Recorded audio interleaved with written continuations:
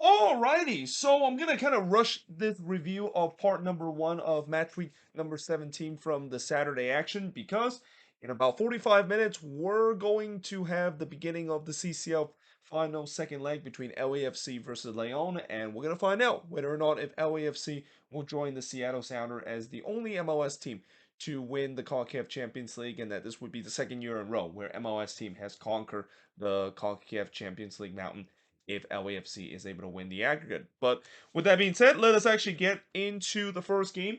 And we start off with the matinee games between NYCFC versus New England. I was actually thinking about whether or not should I make a separate video for the matinee game. And you're going to find out why I didn't do so. Because in terms of the matinee game, yeah, both of these games didn't actually feature any goals. Although this one was by far the more entertaining one than the second matinee game that happened on Saturday. So in the first half, Parks would hit it just high in the back post while Pereira missed wide from long range, as I thought it was a promising start for NYCFC as they were looking for the opener. And the opener came in the 21st minute when Bobby Wood actually scores for New England. The problem was the goal was disallowed for offside, and that would be the closest we came in terms of anyone putting the ball into the back of the net.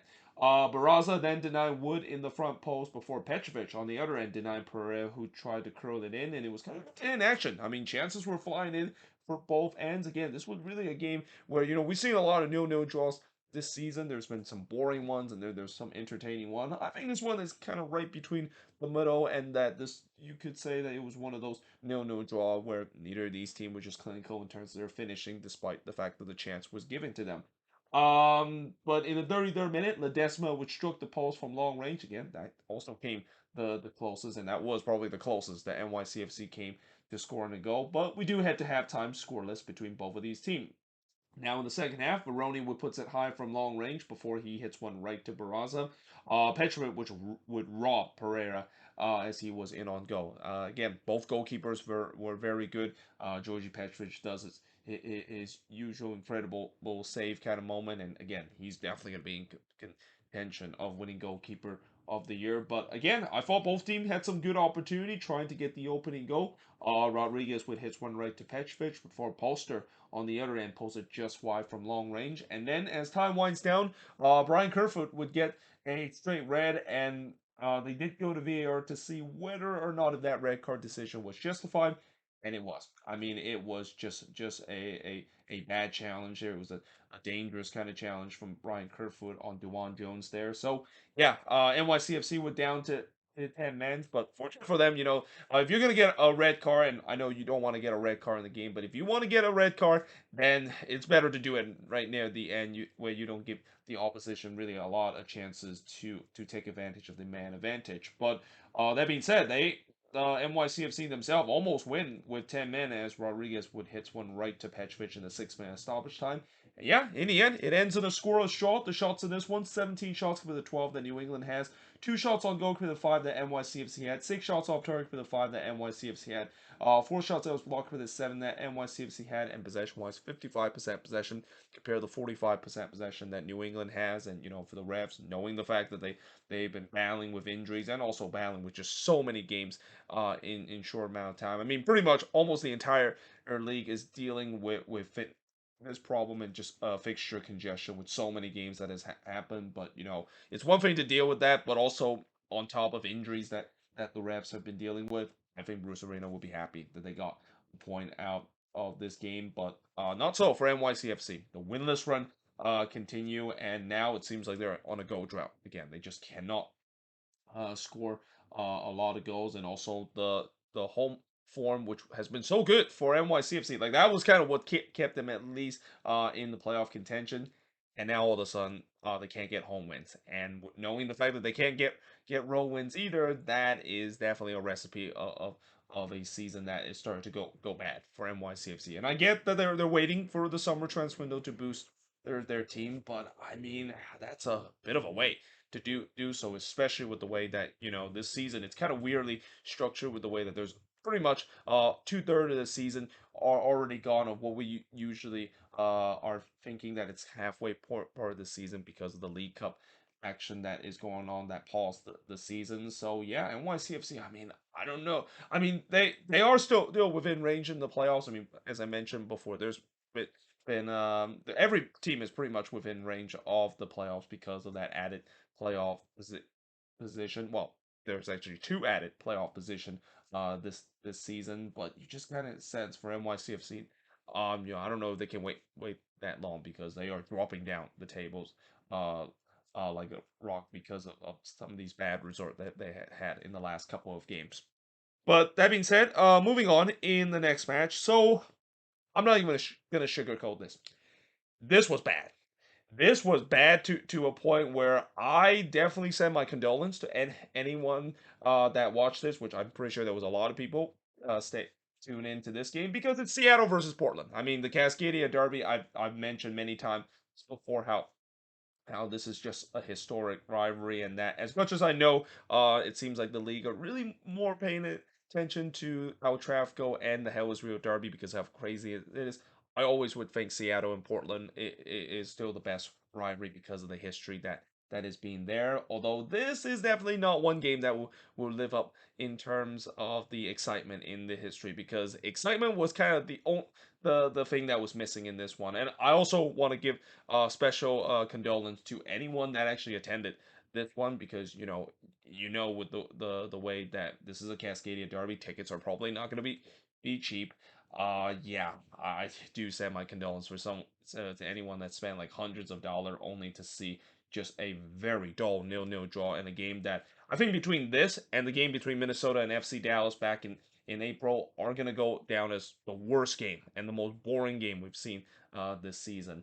Now, early on, I thought before I even wrote any notes about what happened in the game, I just want to talk about how both teams were wearing their alternative jersey, which again, it's weird to see because I know that both of these teams wear their primary green kit, and that's kind of what I associate whenever I see a Cascadia Derby. So it feels weird the fact that they decided to change it up, and especially it feels like they was just kind of wearing different shades of red. I mean, well, actually, the Timbers were wearing pink with their Rose City kit, and Seattle was wearing red with their Bruce Lee kit. But still, I feel like if there is a time where they wear those kits, this was probably not the time to do so. And they did it again early this season too. So again, it was very weird to see. Though that being said, there was a shout for a penalty for the Sounders not given in the ninth minute. And then Aspria was in on goal there, but this one was poked away at a vital moment by Baker Whiting. Now, I thought the Sounders got to watch the turnover because they were turning the ball over a little bit too much, and especially against this Timbers team. We know this team loves to go on the transition, which that was kind of the plan for Giovanni Savarese in this one. They were trying to hit on the transition, and there's times where they were very successful, especially on that left side. Yeah, the Sounders have got to watch those turnover. Though the first shot of the game didn't came until the 21st minute when Paredes puts it way wide from long range. Aspria then hits one right to Fry, and 30 minutes in, the Sounders still yet to register a shot. In fact, it was just a very flat performance for the Sounders up to that point. Although they did get their first shot in the 31st minute, though it wasn't really a dangerous chances as Montero puts a weak shot wide there. Aspria on the other end puts it wide from close range, but again, it just feels like it's very sloppy from both teams. None of these chances were a golden opportunity, and neither goalkeeper really been tested. And that would kind of be the story of this game as we head to halftime scoreless between both of these teams. And by the way, it's kind of a miracle the fact that I was able to provide that much notes, consider how it was pretty much nothingness that happened for most part of this game. Though that being said, oh God, I think I or no, I'm sorry. Miller would hits one off the volley. I was thinking, wait, there's a Miller for the Timbers. Then I forgot that Eric Miller, of course, was traded to the Timbers. So that's correct. Yeah, Miller hits one off the volley that goes high before Paulo actually had a looping header that was punched away by Ivicic, and Ivicic has to punch that one away because that was toward goal bound. Spria then tried to toe poked it in, but missed wide there, and you can see it was a little bit better in both teams in terms of the attack. There was definitely a little bit more creativity, but still, it wasn't to a point where you say that some of these chances were dangerous. That changed until the 63rd minute when Chu had a free header there. And yeah, Leo Chu is going to think about this one because this was a free header. He's got to put this one on target, but he missed wide there. And then Baker and Bravo had some choice words with each other because, just a reminder, this is the Cascadia Derby. Neither of these team hate each other. Though I will say that with these Cascadia Derby, at least in the last couple of meetings, I mean, I know off the field there's been some hatred that is going on, especially with the fan base, but on the field, it hasn't been as fiery. I mean, there hasn't been a lot of pushing and shoving that is going on. Although I wonder, is that a lot to do with the fact that the league are trying to put away that because of the whole mass confrontation rule that the disciplinary committee has said that, hey, if you do that, you're gonna get fine and things are gonna go bad for you. So teams are starting to realize that, yeah, they don't want to do that or else they're gonna get fined. But really, as the time winds down, oh, actually, before that, Spreawood heads it right to Fry, and really, as the time winds down, the only question in my mind is, can someone finally create a decent opportunity? Because up to this, there was really nothing that has happened. I just wonder, is there going to be one magical moment for either of these teams to get the opening goal? Well, Nuhu tried to do so, but he blast one into the stands, and yeah, that was it. That was pretty much how this game goes, and that kind of shots kind of summarize this game as in a whole. As in the end, this is definitely going to go down as probably the worst Cascadia derby I've ever watched out of the many that I've seen before.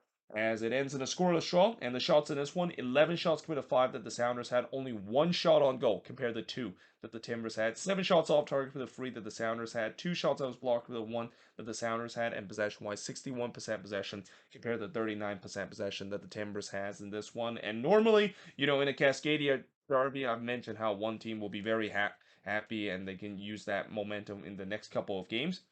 This is one of those rare ones that is not the case. I mean, I don't think either of these teams is going to be happy with this result. I mean, for the Sounders, home woes continue. I mean, they have only got one win at home in the last 5 games, and the goal scoring continue to be a big problem for this team. But for the Timbers, it's kind of the same thing for them too. And you could say that maybe it's a good role point, and at least they still remain perfect against the Sounders in the last 5 games. But again, this is a game that it just shows you how both of these teams are going through tough time right now, and it's crazy to say with the Sounders because of the way that they were well, coming into this game they were at first. They're no longer in first place anymore, and that what would you say that there's in rough time considered they're pretty high up in the standings. Watch how the Sounders have played in the last couple of games, and this is definitely a team that looks like it looked like it's been broken. And again, a lot of that has to do with injuries. Missing Christian Rodon has been huge, and he did come back in this one, and it kind of provide a bit of a spark. But obviously, they need him throughout the full 90 minutes. And really, for the Portland Timbers, again, just the goal scoring woes had kind of continued, and really ever since that big Cascadia Derby win that they had, and they kind of ride that wave. Ever since that kind of fizzle out, it's been like that for the Timbers. So again, the two Cascadia team, you just gotta have a sense that they gotta figure things out because they have both of these teams have not been playing to their standards right now, especially for the Timbers. I mean, they're starting to drop down the standings again because of their recent bad form too. But that being said, moving on into the next game, and I'm pretty sure everybody's happy that I'm moving on to the next game. I actually spent about a fair amount of time talking about a game that nothing really happened. But hey, it is the Cascadia Derby. I got to dedicate a couple more minutes into this game, even though nothing really happened. But nevertheless, we now get into the busy action of the Saturday night action. As I talked about the 2 matinee games. And for the Saturday night action, the next game between Cincinnati versus Chicago, well, this was also a game that looked like it was going to end in a 0-0 draw. It looks like Cincinnati perfect run at home was going to come to an end, and then they were able to nick out a 1-0 win because that's what Cincinnati does this season. But early on, I thought Cincinnati had most of the possession, but really not much that has happened as there was no shots through 15 minutes into this one. The first shot did see Mosquera puts it wide from long range before Acosta had a shot that was deflected wide off the mark. Gaddis then puts it wide from long range in the 43rd minute, and I thought there was a couple of half chances by Cincinnati, but they still yet to register a shot and really test their former goalkeeper Spencer Ritchie in this one. Angulo then missed wide from long range, and then Kubo does the same thing just 1 minute later, and we do head to halftime scoreless between both of these teams. Now in the second half, Ordenes had a shot that was actually blocked off the line, and once again, I thought Cincinnati had most of the possession, but still no shot to speak of up to that point. Tempers did start to kind of boil a little bit with Haile Selassie shove Mascara to the ground. I think the most surprising thing out of that is that Jefferson Mascara didn't actually decide to do the same thing he did. I think was it last game or a game ago where he kind of got it seems like one of the opponent was trying to hit his face and he basically grabbed his face and roll on the ground, basically doing like a Neymar and Suarez impression. And I guess maybe Disco basically fined him, and that was just kind of warning that yeah, if you do that again, we're gonna fine you again because of embellishment there. So yeah, that didn't. I think that is kind of the reason why Mascara didn't kind of play act a little bit there. But that being said, he did hit the side netting just a couple of minutes later, and then in the 82nd minute, Cincinnati finally find the breakthrough. Because who else but Lucho Acosta? Again, we talked about MVP race with Hani Mukhtar and Denise Bwanga, but what about Lucho Acosta? I mean, Lucho Acosta has been probably playing some of the best soccer that I've seen, probably even better than when he was partner with Wayne Rooney as part of the Lucha Root kind of partnership back in 2018. I mean, he is just a man on fire this season for FC Cincinnati. As he scored here from Arias to make it 1-0 in favor of Cincinnati, but that one, yeah, it wasn't really a good goal because of the way that it kind of hits right to Richie, and I feel like Richie probably could have done a little better in terms of that, and maybe that's just kind of a reminder to Cincinnati fans that yeah, that's why they probably moved on from Spencer Richie, because as much as Richie had a good game in this one, he also does have times to make those kind of moments. And he's again just kind of a bit of an average goalkeeper at best in MLS, and this is one that I think he could have definitely done better.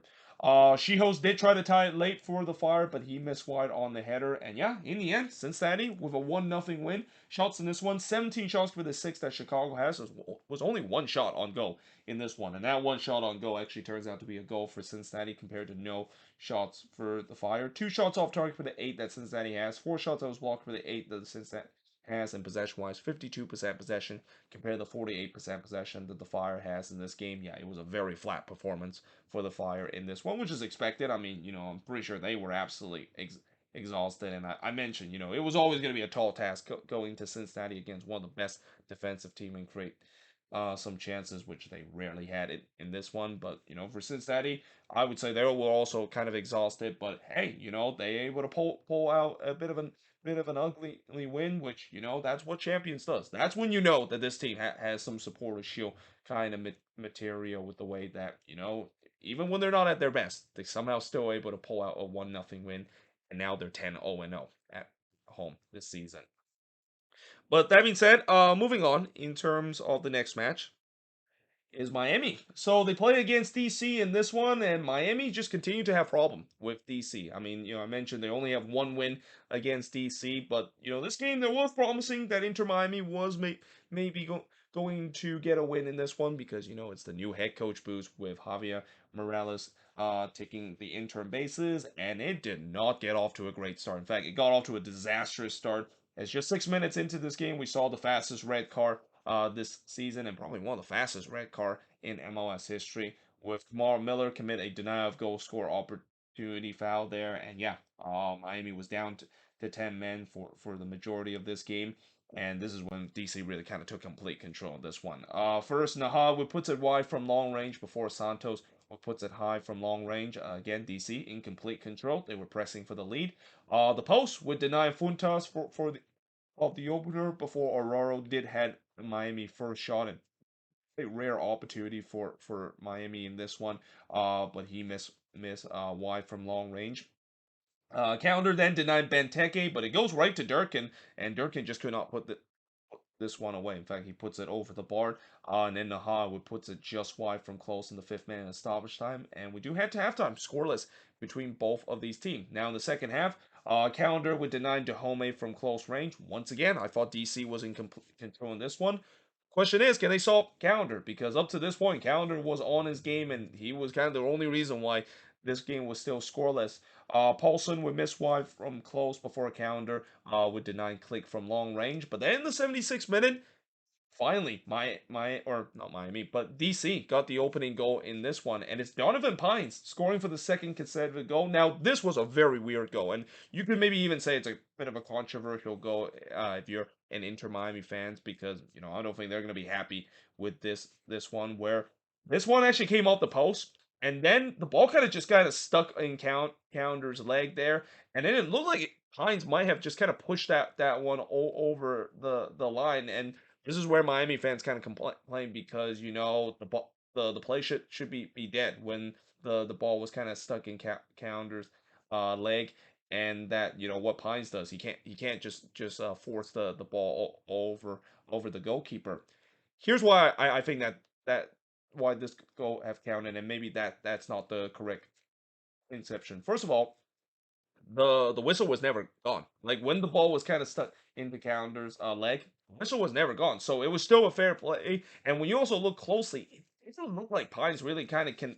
As he was trying to poke that one in, it didn't look like Pines really connect Counter. In fact, it was more like Counter the one that kind of moved his leg, and then the ball just kind of gone in. Almost similar to know how in some of these glitches in FIFA where the goalkeeper, of course, gathered the ball, but for whatever reason, he decided to kind of fall down or just kind of walk back, and the ball basically ends up in the net, even though he's holding on to the ball. That's kind of what happened in this one. It was kind of a very weird situation. And again, I go back to say what I think the reason why this goal counted is because the play was not dead. Like I don't think Counter had complete control of the play here, and again, uh, if Counter actually catch this one, and maybe Pines trying to poke it in as Counter was on the ground catching that, then yeah, I think that should be no goal. But because of the fact that it kind of stuck on his leg and he kind of didn't have control of it, it was still fair game. So yeah, it was very weird goal, but it counted. It gives DC a 1-0 lead. Ku DiBiagio then trying to make it 2-0, but he missed that one over after he tried to chip Counter. Counter was off his lines there, but DC did get the goal, and I actually wrote the wrong name there. It's not Counter that didn't score the own goal here. So what happened when you try to rank the board very quickly here?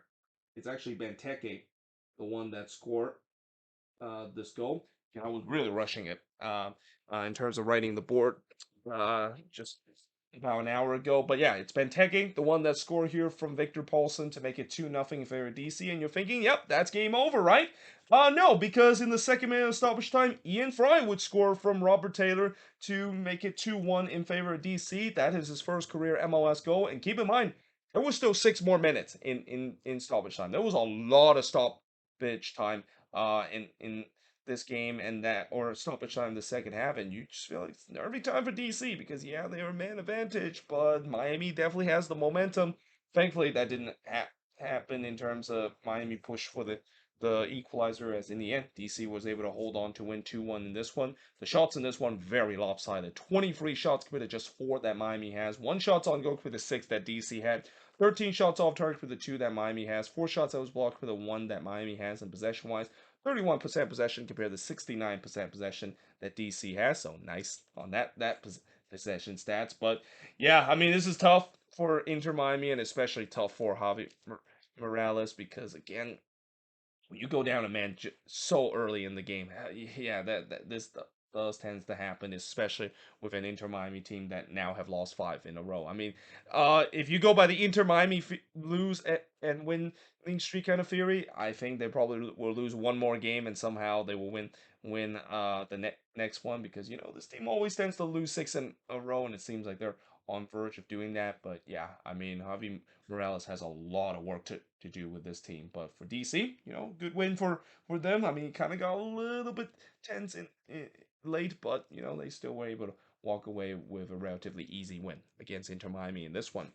That being said, I am now going to switch boards and look at the last 4 games to finish off the first part of the review of these match week number 17 games.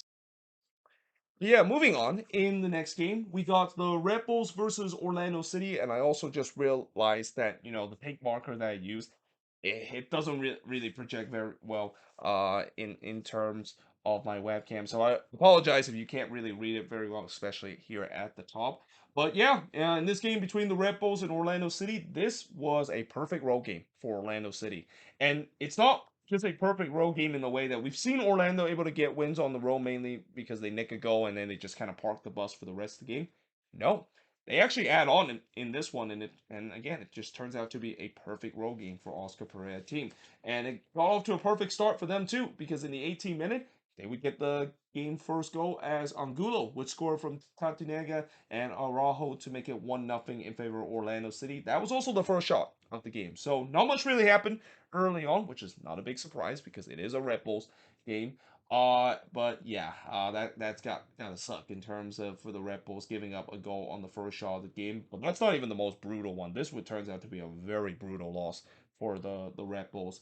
In the 30th minute, Luquinhas did try to answer, but he was denied by Galese. Reyes then puts it wide from close range, as I thought the Red Bulls were starting to get into this game, pressing to get the equalizer back. And then Galese denied Barlow, but he did get his own rebound, but unfortunately he missed that one high because, of course, Tom Barlow, he can only score easy goals there if you ask him to score a little bit of a difficult goal. Well, actually, I wouldn't say difficult, but at least trying to score from the rebound, it's probably not going to happen. So we do head to halftime with Orlando leading 1-0, and in the second half, just literally a minute into this game, Andres Reyes would get his second yellow card. So yeah, the Red Bulls were down to 10 men, but that wasn't even the worst part because just 2 minutes after they were down to 10 men, they conceded a penalty as VAR deemed that Nealis pulled back Torres in the penalty spot, and Torres, of course, won the penalty. He takes it and he slots it home to make it 2-0 in favor of Orlando City. And again, you just couldn't ask for a more disastrous start for the Red Bulls coming out of the second half. A red card, a penalty concede, and now getting score on. And now it seems like this game is all but done, knowing the fact that the Red Bulls don't score multiple goals. Cornell then denied Angulo from close range, and you can sense that Orlando smelled blood because this Red Bulls team, they looked like they were down and out, and they were pressing for that third goal, and they do.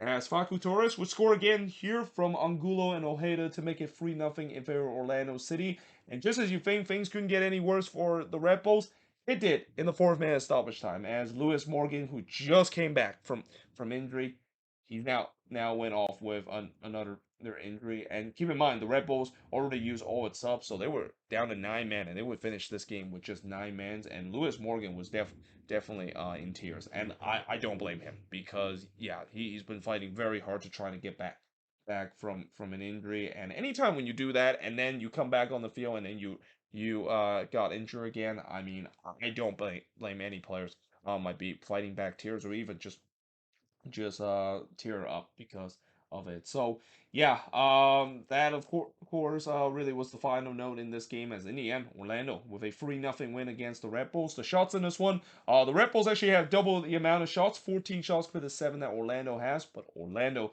with a more clinical side in terms of 5 shots on goal compared to just 2 that the Red Bulls had. 5 shots on target for the 2 that Orlando City has. No shots that was blocked for the 7 that the Red Bulls had, and possession-wise, 51% possession compared to 49% possession that the Red Bulls had. They even put out stats after the game that with the Red Bulls after the 17 game, they have the worst goal scoring per game average out of any team in league history up to 17 games into the year. I mean, again, the problem in terms of goal scoring just continue for the Red Bulls in this one, and that I really think that the Troy Listener kind of coaching boost that this team seems to got after getting that big derby win, yeah, that's now all but gone in this one, and especially seeing their most important attacking pieces in Lewis Morgan getting injured, that is the last thing that the Red Bulls has had. But for Orlando City, it's a good roll win for them. But now we go back to the biggest question for this Orlando City team, and I'm gonna ask this every time whenever they get a win, and they follow that with another win because so far it hasn't happened. But will this finally be the moment where Orlando will show some consistency and maybe get a win in the next game? I'm not sure if they're at home in the next game. If they are, then that's going to be interesting because they have not had a lot of success at home this season at Exploria Stadium. the one team that has had a lot of success at home this season is the Philadelphia Union. So this was not a big surprise. I mean, we knew coming into this game the Union was going to win. Though again, in MLS, I know there's that saying that anything can happen, and it is true. We have seen some big upsets before, and that there's that old saying, this is why you got to play the game. Well, the Union did play the game, but yeah, they definitely played the game well in this one. And for Montreal, unsurprisingly, Hernan Losada decided to put a B team in this one. And when you put a B team against the Union, like even if Montreal puts an A team, it was going to be tough to get the result. And I think they'll be happy the fact that it was only 3-0 in this one, because the Union could have easily made this 4 or 5-0. The first shot of the game did came in the 8th minute. Sees Haria puts it wide, but in the 12th minute, Carranza would score. He scored here from Real to make it 1-0 in favor of the Union. Carranza was definitely cooking in this one. Pentimus then denied Gastak from close range before Ura would pose it just wide in the 21st minute. The Union was in complete control and was looking for a second goal, but they almost conceded against the run of play, as Lapinainen was 1v1 on with Andre Blake. But we know Andre Blake is one of the best goalkeeper in the league, probably the best goalkeeper in the league in terms of those 1v1 situation. And it's no surprise that he robbed Lapinainen on a 1v1 chance. That would be a big moment, because just 6 minutes later, the Union doubled that lead. It's Michael Uru, the score here to make it 2-0 in favor of the Union. But yeah, this was one that Pantomis would not want to look back, because he gave up a juicy rebound in this. And when you gave up a juicy rebound, especially against a good team, yeah, you're gonna get punished. And Pantomis was punished in this one. And an example of why he's not the starting goalkeeper for this Montreal team. Lapinainen then tried to get one back, but he missed wide there. I mean, lastly, Lapinainen was really the only attack for Montreal in this one. Carranza then missed wide from the cross, but we do head to halftime with the Union leading 2-0. But in the second half, they would make it 3-0 just past the hour mark, as Carranza was scored for the second time tonight from Gastek to make it 3-0 in favor of the Union. It took a bit of a fortunate deflection, but when you're good, you're gonna get those luck. And yeah, the Union got the luck there. And then Carranza looked to go for his hat trick. In fact, he had a couple opportunity to get the hat trick, Julian Carranza, but he missed an absolute sitter from close range. Yeah, that's one that he definitely wants to have back. And then he would hit one right to Pantomis just a minute later, and I just thought this could get ugly, as Philly just they were on a roll, and they had that no mercy look in them trying to pile it on again this Montreal team. Though Blake did deny Mejevic from close range before Pantomis denied Hariel from close. Elliot Shaw was actually clear off the line by Waterman, or was it? Because when you look on the replay, there was a couple of angle where I thought that ball actually crossed the line. Now, they didn't go to VAR to look at this, and I think the reason why they probably didn't go to VAR for this is that, well, it's 3-0. I mean, this game was pretty much decided, so there's really no point of just kind of extending this game of looking at. But at the same time, again, just by a couple of look of it, especially there was one angle that I feel like that ball actually crossed the line there, and that maybe the Union did score a ghost goal in that moment. But we'll never know, of course. They didn't look at it, and that again, it has to be conclusive. And knowing the fact that MLS don't have goal line technology, you're going to have to have a conclusive look. And I guess maybe it wasn't conclusive enough in terms of a couple of angle looking at in terms of that. But in the 82nd minute, Carranza once again tried to go for his hat trick, but he missed high from long range. But in the end, the Union with a relatively comfortable 3-0 win against Montreal. Shots in this one, 23 shots committed, 9 that Montreal has, 2 shots on goal for the 8 that the Union has, 9 shots off target for the 3 that Montreal has, 4 shots on his block for the 6 that the Union has, and possession-wise, 56% possession compared to 44% possession that the Union has in this game. I mean, if you're Montreal, I mean, you take the fact that this was just clearly a game where they want to punt away, because they want to focus on the Canadian Championship, and they want to win a trophy, and also get themselves back into CCL, and we'll see whether or not if they can do so in that Canadian Championship final against Vancouver in the middle of the week. With that being said, moving on in the next one. So this week, I will say that goal scoring definitely was down a little bit compared to the middle of the week. And again, I think this is just a plan of Don Gabber trying to make sure these midweek games have some of the craziest actions, so people still pay attention to this league in the middle of the week and still attend these games. But this was definitely one of those games that kind of looked like a midweek action game where there was a lot of goals that was scored. With the Crew at one point looked like they were very comfortable in this one, and then they kind of had to sweat it out a little bit because Charlotte did make this one a little bit interesting at point of this game. But early on, I want to mention the game actually was pushed back half hour due to inclement weather. Mother Nature was not kind to MLS game this week. There was actually 3 games this week that was either delayed because of inclement weather or pushed back the kickoff, and this was one of those game and actually pushed back the kickoff to 8:09 p.m. local time. But what did not delay for Columbus is them getting a goal because just 5 minutes in, Christian Ramirez would score here from Cucho to make it 1-0 in favor of Columbus. Again, always great to see Christian Ramirez, Superman, scoring a goal there. But really, it was a gift because it came off of a WTF turnover from Charlotte there, and that Ramirez took full advantage of it, and the Crew were leading 1-0. Cucho then puts it high from close range, but then in the 21st minute, they would make it 2-0. It's Max Arston. He scored his second goal this season from Ramirez and Yoboa to make it 2-0 in favor of Crew. But then Miram looked like he scored against his former team.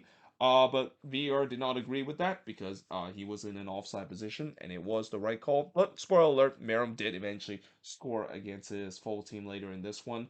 Though in the 33rd minute, Schulte would deny an Affle, but he gave up a rebound there, and he is very fortunate that Schwadetsky shot was deflected there because yeah, that was a juicy rebound that Patrick Schulte allowed there, and that he's probably thanking one of his defender able to deflect that just enough to put it wide. But there was no doubt that Charlotte was not giving up. They were trying to push to try to get one back. Though Zawadzki did head one right to Kalina, but in the 42nd minute, Kucho gets on the score sheet. He scored here from Zarian and Morris because the Kucho and Zarian partnership is still strong this season. It really felt like in the last couple of games it has got a lot stronger. And then Aiden Morris trying to get on the score sheet. He was trying to make it 4-0 before halftime, but he missed wide from close range. But we do head to halftime with Columbus leading 3-0, and this one looked like it was a laughter. But then in the 51st minute, after Kalina denying Cucho on the header, Charlotte gets one back. It's Radetsky. He scored from Westwood to make it 3-1 in favor of Charlotte. And before you have time to even go to the bathroom, Charlotte would score again.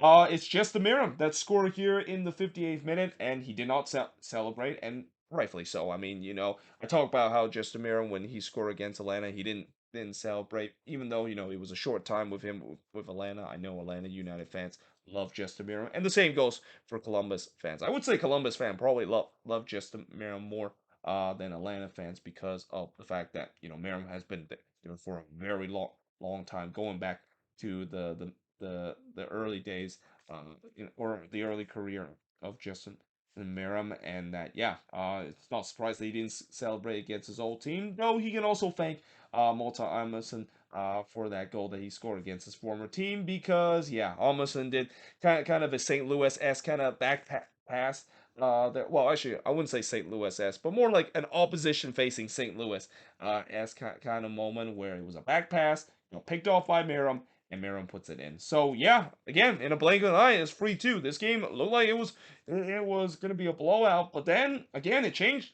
again in just a minute later because Ramirez would score again from Arvston and Zarian to make it 4-2 in this one. So again here for Superman Christian Ramirez getting 2 goals, and even for Max Arvston too, getting a goal and an assist in this one too. And again, defending seems like it was optional in the last 5 minutes. And again, this looks something similar to what we saw in the middle of the week, where sometimes in these games there was just no defending that was found whatsoever.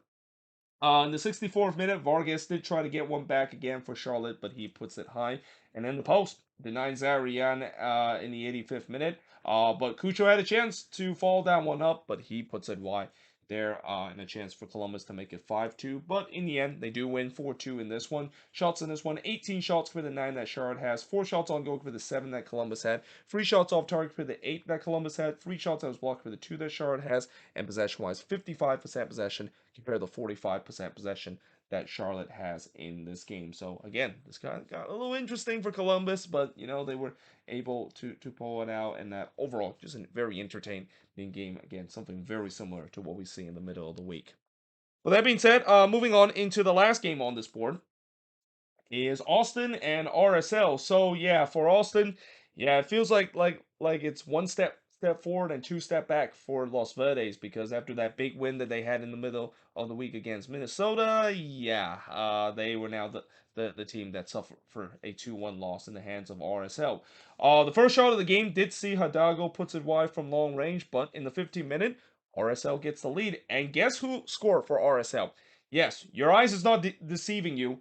Rubio Rubin actually scored a goal for RSL. I mean, probably one of the most cursed number 9 in this league. Finally got a goal in this one as he scored here from Lawfulson to make it 1-0 in favor of RSL. And it's only fitting the fact that on the game where he finally broke the curse in terms of him unable to score, he would actually end up scoring again later in this one and would score what would be the winning goal in this one too. But in the 17th minute, Beavers would deny Fagundes in on the free kick before Valencia would head it wide as Austin was pressing to get the equalizer. Oviedo would then hits one right to Stuver before Beavers would deny Rigoni with a flick. I thought this was a good game for Gavin Beavers. Probably the best game that Gavin Beavers has had in between the stick for RSL. Cascante then hits it wide from the corner, and then in the 40th minute, the game was delayed for Lightning, and it was delayed for a while. I mean, the game didn't restart until 10:21 p.m. local time, almost two hours after the game is stopped. But really, as the game finally kicked off again, there was really not much that has happened. I mean, you just kind of had a sense that both of these teams was trying to head to the locker room for halftime. Though again, it was abbreviated halftime because there was only 5 minutes that was play after the delay. But we do head to halftime with RSL leading 1-0. Now in the second half, Rigoni, or actually not Rigoni, Rain would miss wide on the header in the 49th minute before Rigoni would miss wide from close range as Austin once again pressed for that equalizer. And you kind of had a sense that RSL was kind of hanging on for a bit. They were trying to nick a 1-0 win in this one. And then in the 57th minute, Dreyusi. Oh man, this is gonna Dreyusi is gonna think about this one because he absolutely should have scored this one. He first took a swing and a miss in terms of the shot, but then he was able to correct it and had a second attempt of it, but he just not get enough power to it. Though Beavers did still had to get something on it, but yeah, that's one that you see Sebastian Dreyusi puts it away 9 out of 10 time. On the other end, Stuver would deny Lawfulson from long range before he denied Vera, but he did allow a rebound, and he's fortunate that Oviedo puts this one over because that was a juicy rebound that Brad Stuver just allowed. But all of a sudden, you kind of had a sense that RSL woke up. Like all of a sudden, it looked like maybe at the beginning they were just kind of hanging on, but now they look like a team that could potentially get that second goal. Gomez would then puts it wide from long range. And then in the 81st minute, they do get that second goal. And like I said, Rubio Rubin finally getting that goal drought comes to an end. It's only fitting that he would score the second goal in this one as he scored from Chang and Gomez to make it 2-0 in favor of RSL. See what happened when a number 9 has confidence and finally broke a goal drought. But in the 88th minute, Krylak did look for the icing on the cake, but his shot was blocked away, and it just looked like Austin was down and out. Like it looked like there was no coming back for Austin in this one. But as I said that, Escante would score from Rigoni to make it 2-1 in this one, and well, you might think that it was a little bit too late, and even Adrian he that called this game said it may be a little bit too little too late. It kind of almost wasn't because in the third minute stoppage time, Austin had one more opportunity, and this is where I said Gavin Beavers probably the best game that he has because he made a huge save here to deny Finley and preserve the win for RSL in this one. And yeah, in the end, RSL they won 2-1 in this one.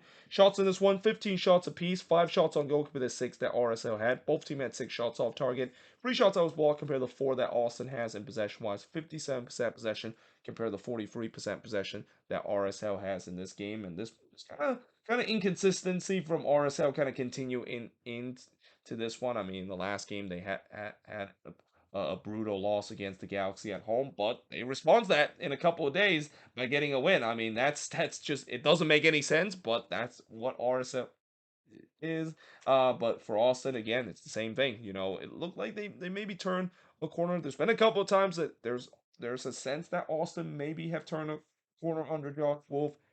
and then they fall back to reality. And this is definitely a reality check once again. And I just have a feeling both of these teams, I won't be surprised. Both of these teams, they'll probably make it to the playoffs because this season, even if you're inconsistent, you still are going to make it to the playoffs because you really have to suck to not make the playoffs this year. But inconsistency is not going to get you very far in the playoffs, and I have a feeling if both of these teams does make it to the playoffs, don't be surprised both of them won't actually make it very far. They maybe will win one game, but probably won't make a deep playoff run once the playoffs begin.